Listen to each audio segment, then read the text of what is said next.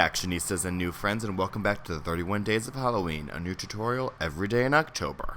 Today's look is Zombie Toad. I'm so excited. It's also a collab with Jordan Hans, who did Zombie Peach, and this has to be my favorite collab ever.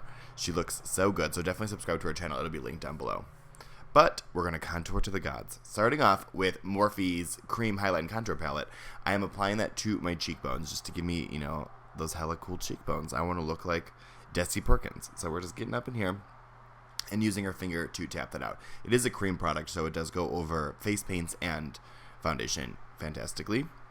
So we're applying that to the traditional highlight places, which is top of the cheekbone, top of the brow. Oh, by the way, I glued down my eyebrows and I put on these like chola brows. They're very geometrical, so I didn't think I had to show you.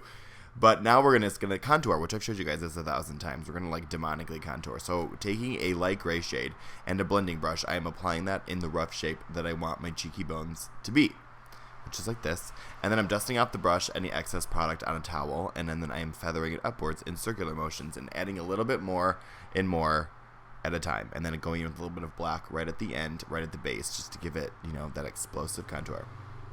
But again, in other contour places like the brow bone and the forehead. Ta-da!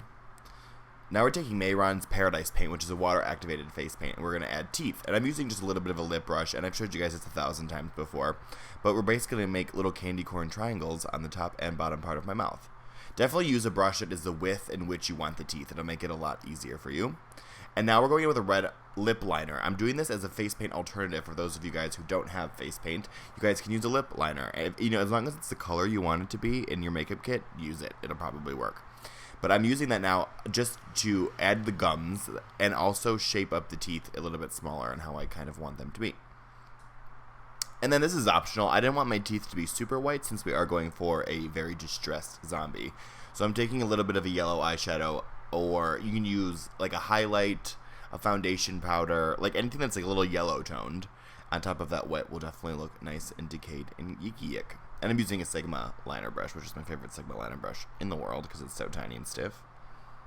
The only time tiny and stiff is a positive. Just kidding. This is a child show. And now I decided that I wanted some of my teeth to be missing, so I'm just going over with that red lip liner, and I'm applying that over the teeth that I don't want to be there anymore because we're a little bit of a hillbilly zombie. What can I say? So very simple. Just apply it where you don't want any more teeth.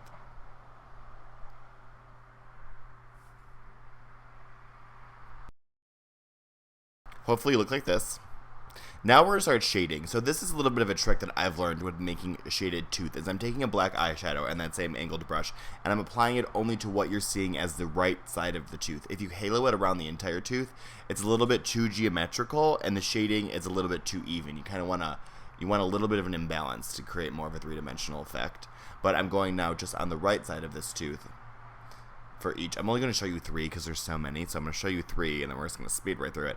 But so again, just shade the black line. We're going to go in and fade this out with a blending brush in just a second.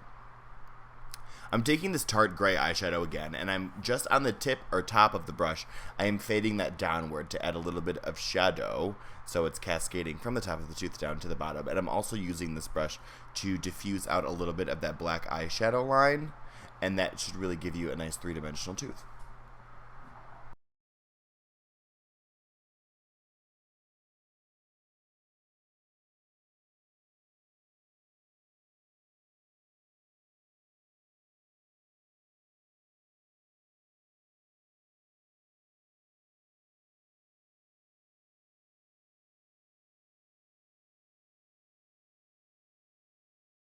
Hopefully look like this. If you do, you're the tits. So now we're going to make a little bit more of the final gum shape. So I'm taking that lip liner again, and I'm adding 2 little triangles to the upper cheekbone up towards the eye, and then I'm extending it all the way to my entire chin. So if this was translated into a real life zombie, I don't have a mouth. So now I'm taking a brown eyeshadow, or a nice taupey eyeshadow, and I'm shading in around these little shred marks, and then I'm adding a little bit of black only to one side to then, again, with the imbalanced shadow, it gives it a little bit more realism, and then I'm lining the entire mouth with that. And now we're going to go in and highlight. So I'm adding like a little bit of these like highlighty veins.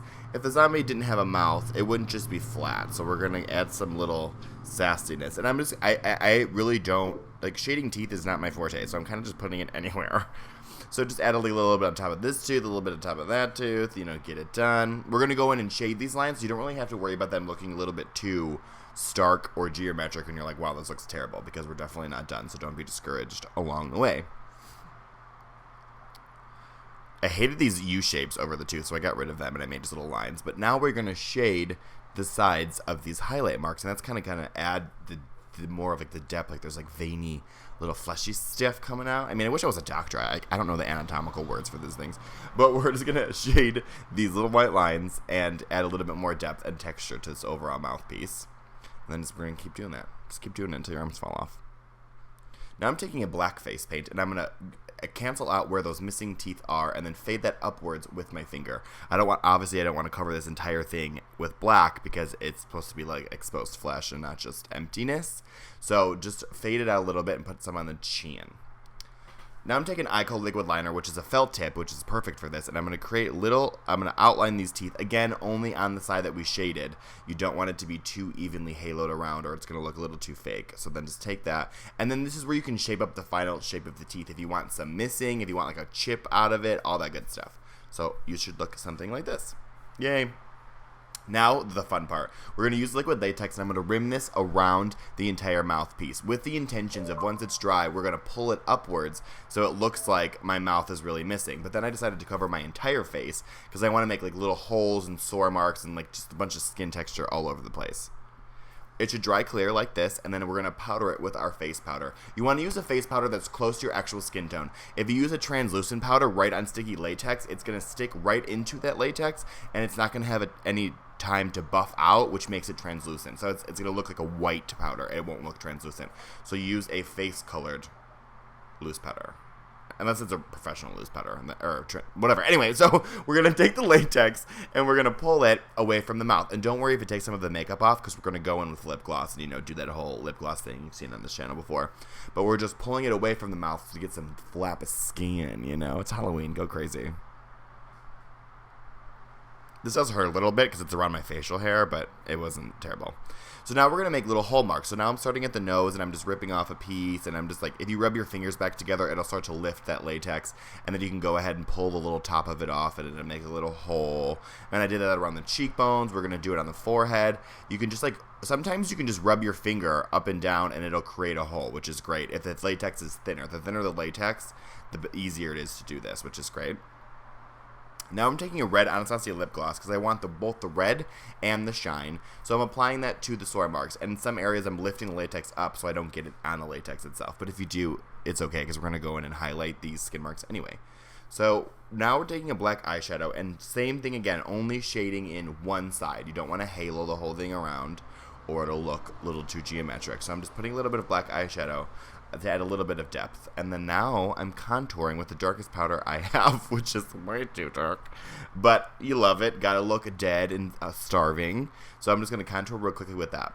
And then we're going to take this nice brush and we're going to start stippling. What that's going to do, it's going to pick up the red lip gloss with the black eyeshadow, and it's going to apply that texturally over the entire face, which is great. It was looking a little too clean, and using lip gloss I really like for this because it picks up that product and it moves it around the skin so it looks very distressed. It looks very painful, you know what I'm saying? So now we're going to go in and do some simple halo around the eye, brow bone, top of the crease, underneath the eye, get nice and black and dark. This isn't really too important because the focus is on other things. But we're going to take now a tiny little fan brush, and with the black face paint, I'm going to start scratching in little texture marks. If you guys have a stippling brush, that will also work. You just want something that's very tiny that's going to create these like little scratches, and you're going to buff them out with your finger. So what I'm trying to do now is give the illusion of dirt and distress, and I'm also contouring a little bit around those skin flaps. You want to make those show as best as possible. So I'll show you guys a little bit more of this, but just adding a little bit of scratchy texture and then buffing out with your finger. Zombies are all about texture. We're going to cover my whole face in blood anyway, so a lot of this stuff, might seem like it doesn't have a purpose, but sometimes it really does show through, and it really helps sell the zombie, but you know what I'm saying? So I'm taking this Tarte concealer, and I'm applying it to the skin flaps, because with all the blending and the texturizing, we've lost a little bit of depth. So I'm going in now with that concealer and highlighting all over these little skin marks so you guys can see them again, which is great. We want to be able to see them. Now I'm going to show you how to do this eye. So this is like a nice cool illusion if you're standing right in front of the person, but it's not going to look like the realest thing in the world, but it's a cool little effect. So essentially I'm just lining 2 little lines where my contacts end, and then I'm filling in a half pill shape. And that's pretty easy. It's very geometric and simple.